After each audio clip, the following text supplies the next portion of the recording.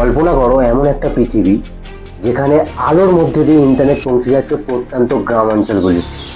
না, এটা কোনো হলিউড সিনেমার গল্প না, এটাই বাস্তব করে দেখিয়েছে গুগলের এক্স মুনশট ফ্যাক্টরির একটা সিক্রেট প্রজেক্ট, যেটার নাম হলো তারা। এই গোটা বিশ্বে এখনো প্রায় 260 কোটি মানুষ, মানে প্রায় 1/3 মানুষ এখনো পর্যন্ত ইন্টারনেট ব্যবহার করতে পারে না, কারণ তাদের এলাকায় ভালো ইন্টারনেট কানেক্টিভিটি নেই।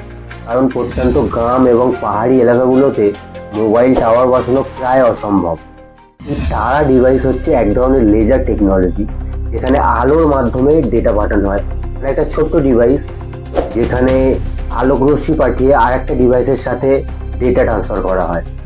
এই পুরো বিষয়টা যেহেতু লেজার টেকনোলজির মাধ্যমে হয়, সেই কারণে এখানে কোনো অপটিক্যাল ফাইবার বা কোনো বড় বড় টাওয়ারের প্রয়োজন নেই। আর সব থেকে জরুরি বিষয় হলো এই ডিভাইসটা প্রায় 20 কিলোমিটার পর্যন্ত কাজ করতে পারে। এই লেজার টেকনোলজিও কোনো নতুন আবিষ্কার নয়।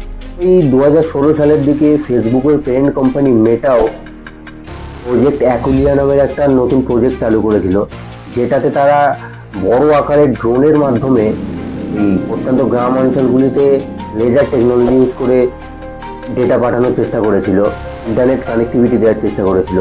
কিন্তু এই পুরো ব্যাপারটা অনেকটা খরচা সাপেক্ষ ছিল এবং কিছু টেকনিক্যাল সমস্যার জন্য তারা এই প্রজেক্টটা ওই 2018 সালের দিকে বন্ধ করে দিতে বাধ্য হয়। কিন্তু গুগল এই তারা ডিভাইসটিকে আর্থিক দিক থেকে অনেক ভালোভাবে স্কেল করতে পেরেছে এবং অনেক কম খরচে বাজারে এটিকে আনতে পেরেছে। এই তারা ডিভাইস সফলভাবে আফ্রিকার কিছু দেশে, যেমন কেনিয়া, ঘানা, এইসব দেশগুলিতে ইন্টারনেট কানেক্টিভিটি দিতে পেরেছে। এমনকি আমাদের ইন্ডিয়াতেও এয়ারটেলের হাত ধরে এই ডিভাইস ইনস্টল করা হয়েছে অনেক গ্রাম অঞ্চলে। এবং নাইজেরিয়া, তানজানিয়া এবং জিম্বাবুয়ে এইসব দেশগুলোতেও টেস্টিং চলছে, যাতে ফিউচারে এইসব দেশগুলিতেও বসানো যায় এই ডিভাইস।